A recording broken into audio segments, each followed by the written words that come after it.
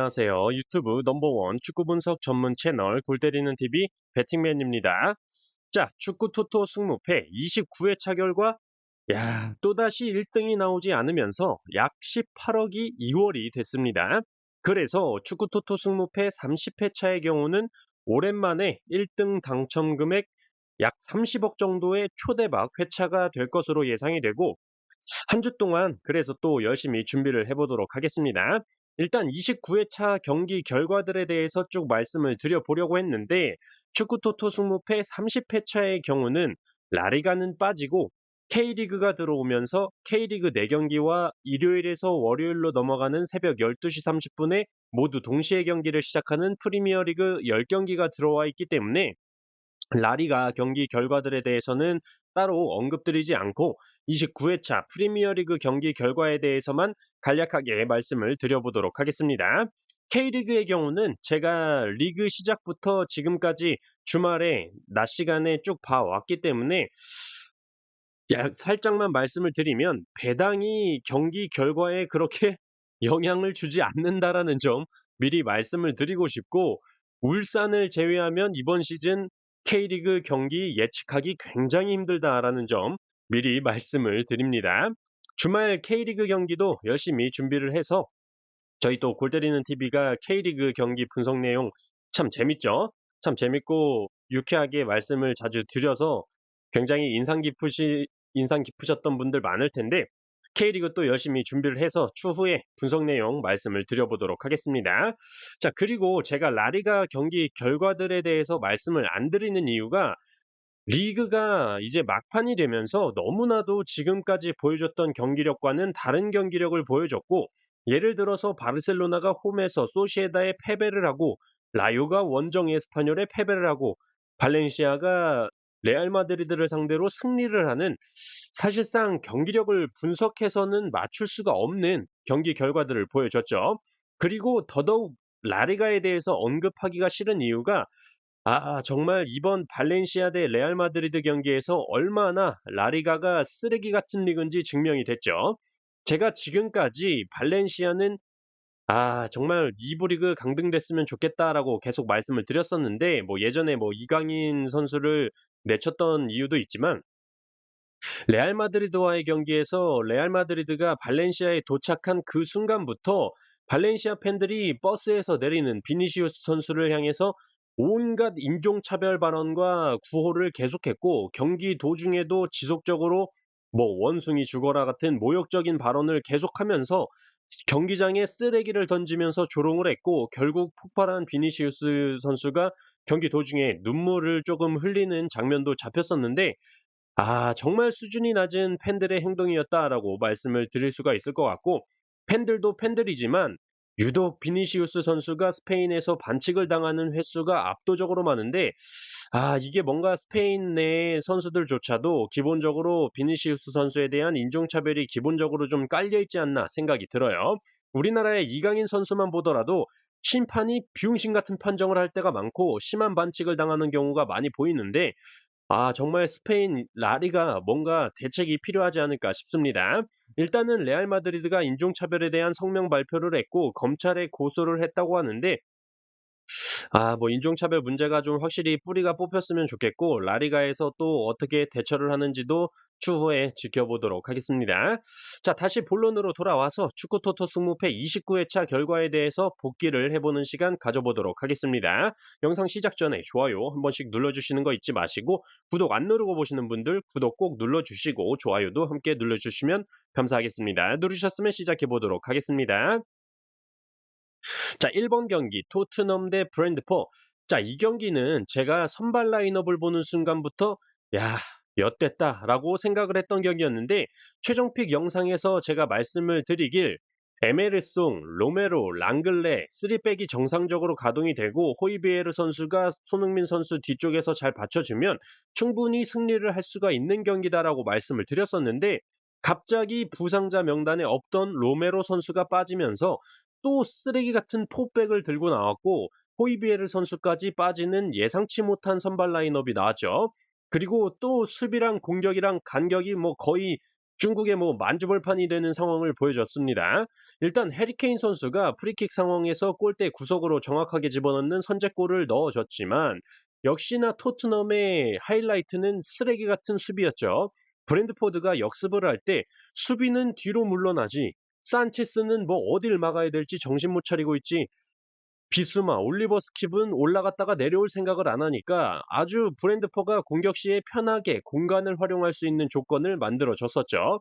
또한 세 번째 골은 토트넘의 올리버 스킵 선수가 수비 진영 쪽에서 어이없는 볼 터치를 실수를 했죠. 뭐 이름이 스킵인데 볼 터치를 해야 되는데 볼 터치를 스킵을 해 버렸습니다. 그래서 브랜드포의 요하네 위사 선수에게 실점을 하는 상황을 보여줬죠. 거의 뭐 지금 애새끼들이 리그 막판 되니까 정신을 어디다 뒀는지 집중을 못하는 모습까지 보여줬다라는 점에서 다음 30회차에 리즈 원정을 가서 로메로 선수와 호이비에르 선수가 또 출전을 하지 못한다면 승점 31점으로 18위 강등권에 걸쳐져 있는 리즈가 죽기 살기로 밀어붙인다면 또 쓰레기 같은 수비 능력을 보여줄 가능성이 크다라고 생각이 듭니다. 자, 3번 경기였죠. 본머스 대 맨유. 뭐 이 경기는 제가 항상 맨유를 믿었다가 뒤통수 맞고 혼자 쌍욕하는 경우가 많았다라고 말씀을 드렸지만 본머스의 패로 찍을 수밖에 없는 경기다라고 추가적으로 언급을 드렸었던 경기였습니다.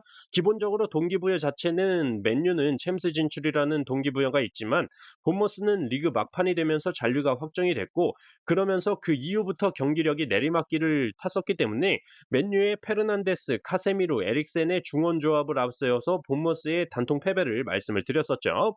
역시나 카세미로 선수가 전반 초반 굉장히 좀 간지가 나는 터닝 발리슛이라고 해야 될지 뭐 시저스킥이라고 해야 될지 아무튼 굉장히 아크로바틱한 선제골을 터뜨려줬고 경기 마지막까지 잘 지켜내면서 0대1로 맨유가 승리를 하면서 적중을 했던 경기였습니다. 30회차에 맨유가 홈에서 풀럼을 상대하게 되는데 맨유의 득점력이 최근 시원치가 않다라는 점 본머스와의 경기에서도 나타났기 때문에 신중하게 좀 고민을 해봐야 될 것 같습니다. 자, 4번 경기 풀럼 대 크리스탈 경기였습니다. 이 경기는 양팀 모두 동기부여적인 측면에서 떨어지는 경기다.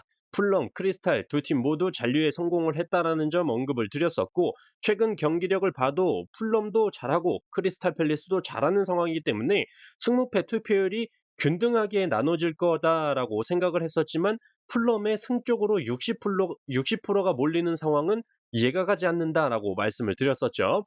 또한 풀럼이 이번 시즌 홈에서 정배당을 받았을 때는 4승 3무로 패배를 한 적이 없었다라는 점, 그리고 22년도 축구 토토 승무패 1회차부터 현재까지 결과들을 볼 때 승무패 4번 경기에서 현재 최다 연속 정배 결과가 출현 중이라는 점에서도 경기력도 그렇고 패턴적으로도 그렇고 모든 단서들이 풀럼의 무승부를 가리키고 있다라고 말씀을 드리면서 풀럼의 단통 무승부로 말씀을 드렸고 2대2 결과가 나오면서 무승부 적중을 했던 경기였습니다. 크리스탈 팰리스의 최근 컨디션이 좋은 에제 선수가 볼을 끌고 올라오면서 에드와르 선수가 풀럼의 빈 공간을 빠르게 침투해 들어갔고 에제 선수의 패스를 받아서 선제골을 넣었었죠. 그 후에 풀럼은 페널티킥을 얻어서 대갈박 장인 미트로비치 선수가 골을 기록을 했고 역전골은 역시 대갈박 장인답게 미트로비치 선수가 프리킥 상황에서 윌리안 선수의 프리킥을 맞박으로 거의 뭐 총알 슈팅을 때리면서 골을 기록을 했었죠. 그리고 막판 크리스탈 팰리스가 세트피스 상황에서 문전 앞 혼전 상황이 있었고 조엘 와드 선수가 밀어 넣으면서 2대2 무승부로 끝이 나면서 적중을 했던 경기였습니다. 자, 5번 경기 리버풀 대 에스턴. 자, 이 경기는 멤버십 분들 전용으로 리버풀의 승무 투픽을 말씀을 드렸던 경기였죠. 토트넘과의 경기에서 보여준 에메리 감독의 상대팀 맞춤 전략이 굉장히 인상적이었는데 분명히 리버풀에 맞는 맞춤 전략을 짜올 거다라고 말씀을 드리면서 최근 리버풀이 7연승을 달리고 있는데 사용하고 있는 전술을 보면 측면 수비인 알렉산더 아놀드 선수가 측면 수비에서 중앙 위치 쪽으로 굉장히 올려섰으면서 공격적으로 좋은 모습을 보여주고 있는 리버풀이지만 공격을 올라갔다가 공을 뺏기는 상황이 발생이 되면 아놀드 선수의 백업 속도가 느리기 때문에 센터백 선수들이 커버해야 될 공간이 많아져서 이런 빈 공간을 확실히 약점이라고 생각된다라고 말씀을 드렸었는데 역시나 에스턴이 페널티킥을 얻었던 장면을 보시면 배팅맨이 말한 게 이거였구나 무릎을 탁 치셨을 텐데 리버풀이 공격 중에 공을 뺏겼고 중원에서 존 맥긴 선수가 바로 수비 뒷공간으로 공을 뿌려주니까 와킨스 선수가 그대로 스피드를 살려서 뛰어들어가다가 코나테 선수가 무리한 반칙으로 페널티킥을 얻어내는 장면이 있었죠. 물론 페널티킥은 와킨스 선수가 시원하게 말아먹었지만 확실히 리버풀의 약점이 느껴지는 장면이었습니다. 어쨌든 그 이후에 세트피스 상황에서 프리킥을 제이콥 램지 선수가 골대 앞에서 밀어 넣으면서 에스턴이 앞서 나갔고, 경기 막판 이번 시즌을 끝으로 리버풀을 떠나는 피르미누 선수가 동점골을 터뜨려주면서 1대1 무승부가 나오면서 적중을 했던 경기였습니다. 6번 경기 울버햄튼 대 에버튼. 자, 이 경기는 울버햄튼 항상 말씀드리지만 골 결정력 더럽게 없는 팀이다. 그래도 홈에서만큼은 뽀록이라도 최근에 골이 터져주고 있다라고 언급을 드렸었고, 그만큼 확실히 홈발이 좀 있는 팀이다라고 말씀을 드렸던 경기였습니다. 결정자적인 측면을 봐도 울버햄튼은 주축 자원의 결장이 한 명도 없지만 에버튼의 경우는 주전 수비 자원이 개판이 났다.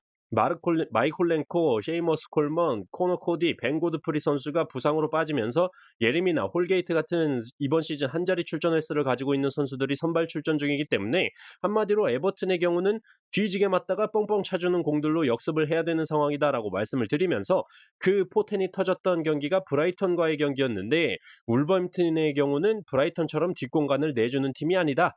그렇기 때문에 에버튼이 아무리 강등권 탈출, 버프, 연병을 떨어도 울버햄튼에 퇴장이 나오거나 페널티킥을 내주는 상황이 아니면 에버튼이 승리하는 그림은 어렵다라고 말씀을 드렸었죠. 그래서 울버햄튼의 승무, 투픽을 하면 패스할 수 있는 경기인데, 울버햄튼이 이번 시즌 홈에서 역배당을 받았을 때는 무승부가 없이 5승 4패를 기록 중이라는 점을 생각을 해서 울버햄튼의 단통승으로 선택을 했었는데, 울버햄튼의 아다마지아는 아다마 트라우레 선수의 미친 단독 드리블 이후에 슈팅이 골키퍼 선방에 튕겨져 나왔고, 황희찬 선수가 그 공을 밀어넣으면서 선제골을 기록을 했지만, 후반전이 다 끝나가는 시간까지 1대0으로 이기고 있길래 울버햄튼이 이기는구나 좋아하고 있었는데, 에버튼의 예리미나 선수가 99분에 골문 앞 혼전 상황 속에서 동점골을 기록을 하면서 1대1 극장 무승부가 나오면서 틀려버린 경기였습니다. 자, 8번 경기 노팅엄 대 아스날. 자, 이 경기 멤버십 분들 전용으로 말씀을 드렸던 경기로 노팅엄의 승패 투픽을 말씀을 드렸던 경기였죠. 기본적으로 아스날이 점유율을 가지고 노팅엄 진영에서 가두리 양식을 하다가 뺏기면 노팅엄이 역습을 치는 경기가 딱 예상이 되는 경기인데, 그렇게 볼 때 기본적으로 아스날의 승리는 선택을 할 수밖에 없지만 아스날의 패배도 생각해야 되는 이유로, 최근 노팅엄이 홈에서 브라이턴을 상대로 점유율 75%를 내주고 3대1로 승리를 했었고, 사우스햄튼과의 홈 경기에서도 65%의 점유율을 내주고 4대3으로 승리를 했었다 말씀을 드리면서, 양팀의 상황상 어차피 리그 막바지기 때문에 무승부는 의미가 없는 상황이라서 노팅엄의 이변 무조건 가져가야 된다 말씀을 드리면서 승패 투픽을 드렸고, 노팅엄의 최근 득점력이 좋은 아워니 선수의 골로 1대0 승리를 하면서 노팅엄의 승리 적중을 했죠. 이 경기에서 아스날의 점유율이 몇 프로였다? 무려 82%였습니다. 82%의 점유율을 내줬는데도 노팅엄이 승리를 하는 모습을 보여주면서 이변 적중에 성공을 했다라는 점 굉장히 기분이 좋았고, 이로써 노팅엄은 잔류에 성공을 했기 때문에 아무래도 동기부여가 굉장히 좀 많이 떨어지는 축구토토 승무패 30회차의 9번 경기 크리스탈 팰리스 원정에 가서는 예전에 노팅엄의 개차반 수비 능력으로 다시 되돌아오지 않을까 싶네요. 자, 12번 경기였죠. 웨스트햄 대 리즈. 자, 이 경기 멤버십 분들 전용으로 말씀을 드렸던 경기였는데, 이 경기를 분석을 할 때 너무 포커스를 유로파 컨퍼런스 리그 경기에 초점을 맞춰서 분석을 하다 보니까 47년 만에 유럽 대항전 결승전에 진출한 웨스트햄이기 때문에 리그 경기보다는 컵 경기 결승에 좀 초점이 맞춰져 있을 거다. 그리고 주중에 경기를 치렀기 때문에 체력적인 소모가 클 것이다라고 봤고, 원정팀 리즈의 경우는 강등 불똥이 지금 발등에 떨어졌기 때문에 승패로 갈릴 텐데, 어쨌든 동기부여가 큰 리즈의 승을 선택해보는 게 승무패에서는 좀 메리트 있지 않을까 생각을 해서 웨스트햄의 단통패로 선택을 했던 경기였는데, 경기 시작 후 선제골은 리즈에서 먼저 나오면서 리버풀, 아스날에 이어서 또 이변에 적중하나 싶었는데, 역시나 그 이후에 데클란 라이스 선수의 골과 보웬 선수의 골, 경기 종료 직전 란시니 선수의 골까지 웨스트햄이 터지면서 3대1로 웨스트햄이 승리를 했던 경기였습니다. 확실히 리즈가 수비 시에 숫자는 많지만 효과적인 수비가 나오지 않았고, 웨스트햄의 좀 팀워크, 패스 플레이에 좀 무너져 내렸던 경기였습니다. 자, 이렇게 축구토토 승무패 29회차 경기 결과, 프리미어리그 경기 결과에 대해서 말씀을 드려봤고, 저는 이번 주 축구토토 승무패 30회차 K리그가 처음 들어오는데 열심히 준비를 해서 또 골 때리는 TV 가족분들 찾아뵙도록 하겠습니다. 이상입니다.